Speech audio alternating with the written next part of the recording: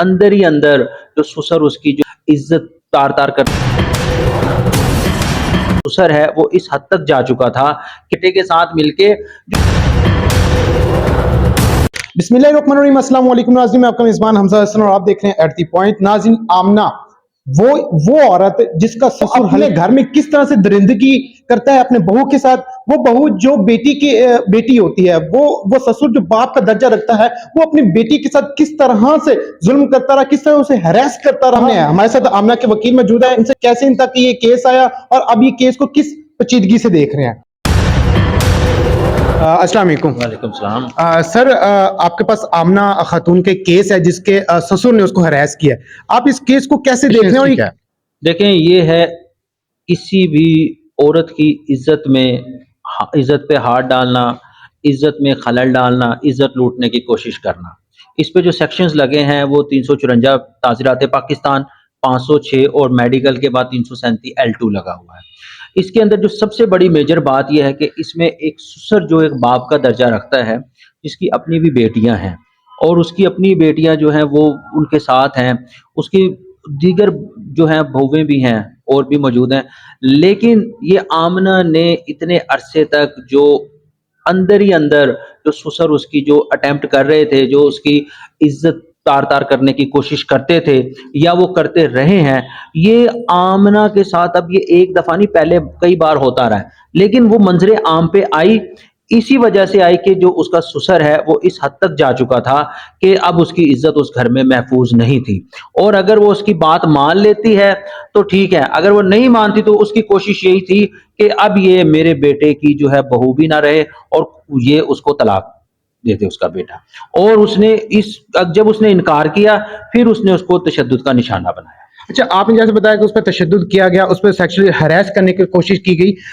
یہ case F I R ہو چکی ہے، یہ ہائٹ کریٹ کر گیا، آپ مجھے یہ بتائیں کہ اس کیس کو آگے دیکھ کس طرح سے، کیا انصاف ہو جائے گا؟ انصاف ملے گا، کیوں نہیں ملے گا؟ ہمیں عدالتوں سے بھی انصاف کی توقع ہے، ہمیں متعلقہ تفتیشی افسر سے بھی انصاف کی توقع ہے۔ آج ہم ڈی ایس پی صاحب کے پاس پیش ہوئے ہیں، وہاں پہ جو ملزم صاحب ہیں ریاست صاحب، وہ اپنا موقف ثابت کرنے میں وہ ثابت ہی نہیں کر سکے۔ وہ موقف کیا اپنا؟ ان کا موقف یہ تھا کہ یہ جو آمنہ ہے یہ میرے بیٹے کے ساتھ مل کے جو جائیداد ہے وہ جائیداد کے بٹوارے کے لیے یہ سب کچھ ایسا اس نے کیا ہے، لیکن جبکہ اگر آمنہ کا جو موقف ہے اور جو تفتیش میں جو چیزیں سامنے آئی ہیں، ایون کہ ریاست صاحب نے، جو میں ریاست صاحب تو نہیں کہوں گا، ریاست نے اس نے خود ایڈمٹ کر لیا ہے کہ یہ اکرنس ہوا ہے۔ جب اس نے خود ایڈمٹ کر لیا گیا، آپ کے ساتھ بھی اس کی 2-3 دفعہ ملاقات ہوئی، ڈی ایس پی صاحب کہیں پولیس کیا کہہ رہی ہے اس کے بارے میں اور کس طرح سے تفتیش لیں گے، کیا اس کو گرفتار کیا جائے گا؟ دیکھیں، معاملہ زیر تفتیش ہے، انہوں نے پری ایرسٹ بیل کا ان کا رائٹ تھا، انہوں نے ضمانتیں کروائی ہوئی ہیں، 16 تاریخ ہے اس میں۔ اب یہ تفتیش کے اندر جو ایلیگیشنز تھی، اس میں ایک اور چیز سامنے آئی ہے کہ جو ہم نے سپلیمنٹری سٹیٹمنٹ جو آئی ہے اس کے حساب سے جو آمنہ کے کچھ گولڈ آرنامنٹس تھے وہ بھی سنیچ کیے گئے تھے اور اس کے موبائلز وغیرہ بھی سنیچ کیے گئے تھے، اور انشاءاللہ تعالیٰ وہ بھی سیکشنز ہیں وہ اس میں ایڈ ہو جائیں گے۔ تو یہ جو کچھ اوفینسز ایسے ہیں جو کہ بیلیبل ہیں، لیکن جب وہ اوفینسز ایڈ ہو جائیں گے یہ نان بیلیبل ہو جائے گا۔ اور دوسری بات ہے کہ اس کی سزا جو ہے 7 سال تک جو ہے اس کو سزا ملے گی، اور دوسری بات یہ ہے کہ اگر یہ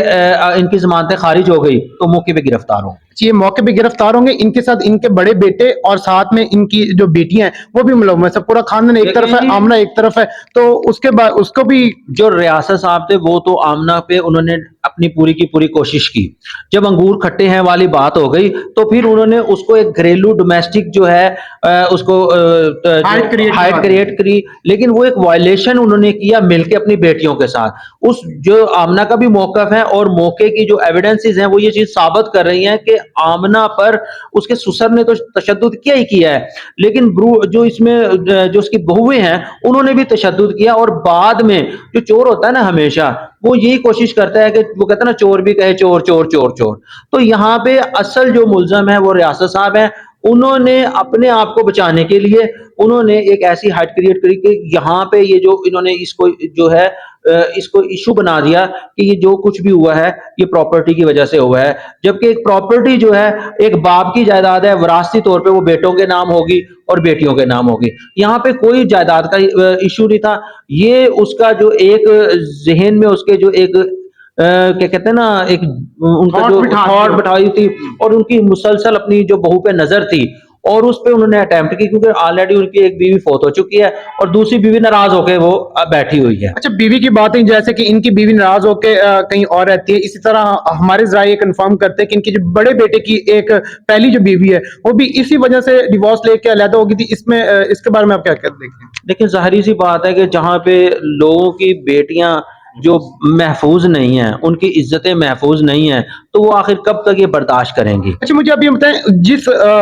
وہ قومی اسمبلی کا الیکشن لڑ رہے ہیں وہ لوگوں کے آگے یہ بات کرتے ہیں کہ میں آپ کی حقوق کی بات اسمبلی میں کروں گا، اور ان کے گھر میں ان کی بیٹی بہو ایک بیٹی ہوتی ہے، بیٹی اگر محفوظ نہیں ہے تو آپ کو کیا لگتا ہے کہ یہ جو باہر اس طرح کی حرکتیں کرتے ہوں گے تو یہ دیکھیں ایسے لوگوں سے تو معاشرہ محفوظ ہی نہیں ہے. جو اپنی بیوی کو، جو اپنی بہو کو نہیں چھوڑ سکتا، بہو ایک بیٹی کے برابر ہے. جب ایک انسان کے اندر شیطان آ جاتا ہے نا، دماغ میں شیطان، انسان ہی سب سے بڑا بعض کا شیطان ہوتا ہے نا، تو پھر اس کی نظر میں سب جو ہے وہ بہو کو بہو نہیں سمجھتا، بیٹی کو بیٹی نہیں سمجھتا. اس کے اندر ایک ہوس ہوتی ہے، لالچ ہوتا ہے، اور وہ ہوس پرستی کے اندر اس حد تک جا چکا ہوتا ہے کہ رشتوں کا جو تقدس ہے ہمارے دین اسلام نے دیا ہوا، ہمارے قانون نے دیا ہے، وہ اس کو تار تار کر دیتا ہے، اور پھر وہ آمنہ جیسا وقوع سب کے سامنے آ جاتا ہے.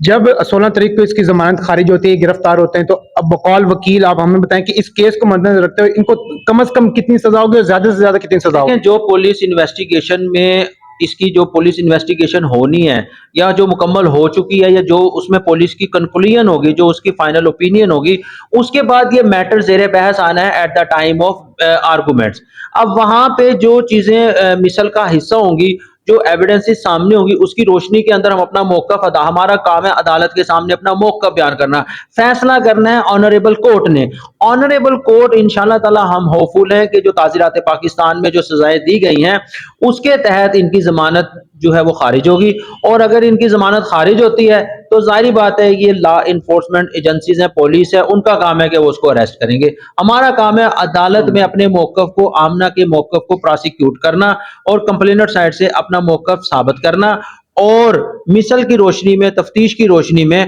ملزمان کو گناہ گار عدالت کی نظر میں ظاہر جو کرنا. ایف آئی آر پہ ابھی انہوں نے لگائی ہیں، دفعات لگائی ہیں، اس کے مطابق آپ بتا دیں کہ ان دفعات میں کتنی کتنی سزا ہو سکتی ہے؟ دیکھیں جو دفعات ہیں اس میں 506 کی سزا ہے 7 سال، اور جو 354 لگی ہے اس کی ہے 2 سال. اگر اس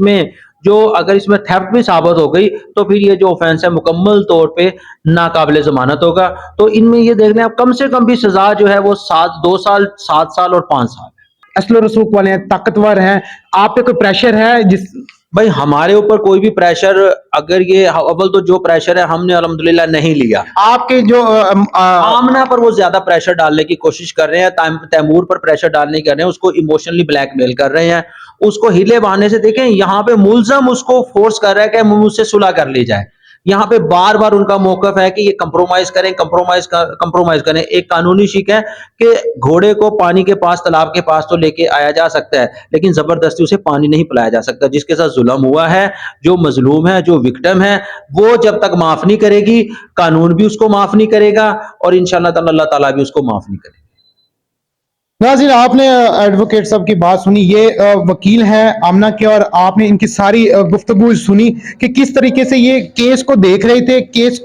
کی ساری پیچیدگی کو انہوں نے آپ کے سامنے رکھا کہ کس طرح سے یہ اپنے گھر میں بیٹھی اپنی بہو کے ساتھ زیادتی کرتا رہا. جو شخص اپنی بہو کے ساتھ زیادتی کر سکتا ہے وہ کل کو اپنی بیٹی کے ساتھ بھی زیادتی کر سکتا ہے، اور جو شخص اپنی بہو اور بیٹی کے ساتھ زیادتی کر سکتا ہے تو یہ کیسے ممکن ہے کہ اس شخص سے دوسروں کی ماں بہن بیٹی محفوظ رہ سکتی ہے. آپ کو یہ ویڈیو دیکھ کر کیسا لگا؟ اپنی رائے سے کمنٹ سیکشن میں ہمیں آگاہ کر سکتے ہیں. اسی کے ساتھ اپنے میزبان کو دے اجازت، ملتے ہیں کسی اور ویڈیو میں. دعاؤں میں یاد رکھیے گا. اللہ حافظ.